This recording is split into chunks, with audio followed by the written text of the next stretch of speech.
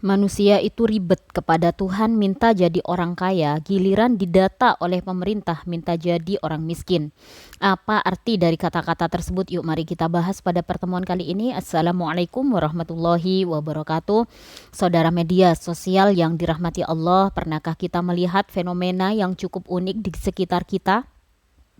Ada orang-orang yang begitu khusyuk menengadahkan tangan, bermunajat kepada Allah, memohon agar dijadikan orang kaya raya, dilimpahkan harta yang berlimpah.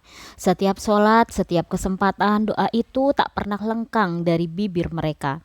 Mereka menginginkan kehidupan yang serba berkecukupan, bahkan lebih dari itu, berharap dapat berbagi dan beribadah dengan harta tersebut. Niatnya mulia, doanya pun tak ada salahnya. Namun, di sisi lain, saat pemerintah melakukan pendataan, misalnya untuk program bantuan sosial atau subsidi, justru ada sebagian dari mereka yang berbondong-bondong mendaftarkan diri sebagai orang miskin.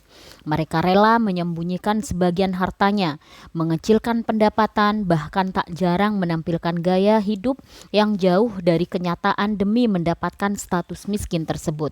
Inilah sebuah kontradiksi yang menyentil hati. Di satu sisi, kita memohon kekayaan kepada Allah, Zat yang Maha Pemberi rezeki. Di sisi lain, kita enggan mengakui karunia-Nya ketika berhadapan dengan data duniawi. Ini seolah kita berkata, "Ya Allah, jadikan aku kaya," tapi begitu ada kesempatan untuk diakui kaya, kita justru menghindarinya.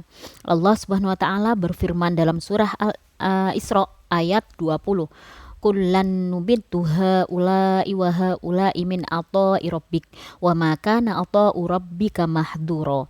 Kepada masing-masing golongan, baik golongan ini yang menginginkan dunia maupun golongan itu yang menginginkan akhirat, kami berikan karunia dari kemurahan Tuhanmu, dan kemurahan Tuhanmu tidak dapat dihalang-halangi. Ayat ini menunjukkan bahwa Allah Maha memberi karunia kepada siapapun yang dikehendakinya. Rezeki itu datang dari Allah.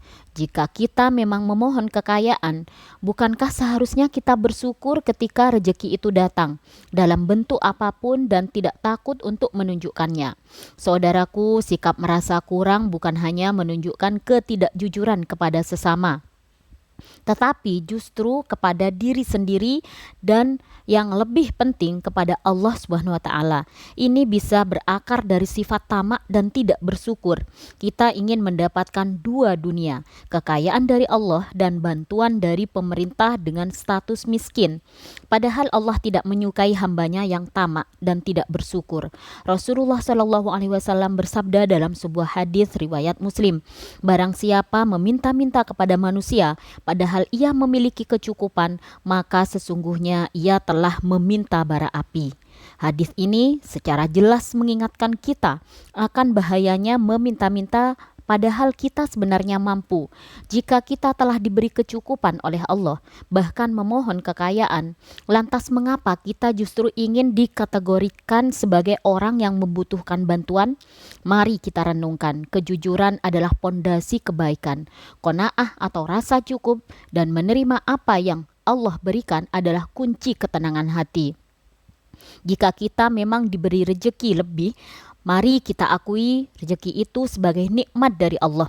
Dengan begitu, rezeki kita akan lebih berkah dan kita bisa lebih fokus untuk menggunakan harta tersebut di jalan yang benar, termasuk membantu mereka yang benar-benar membutuhkan. Jangan biarkan doa yang mulia bertolak belakang dengan perbuatan kita.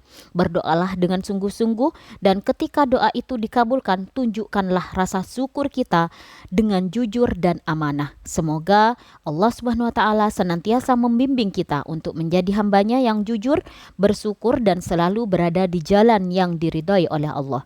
Wassalamualaikum warahmatullahi wabarakatuh.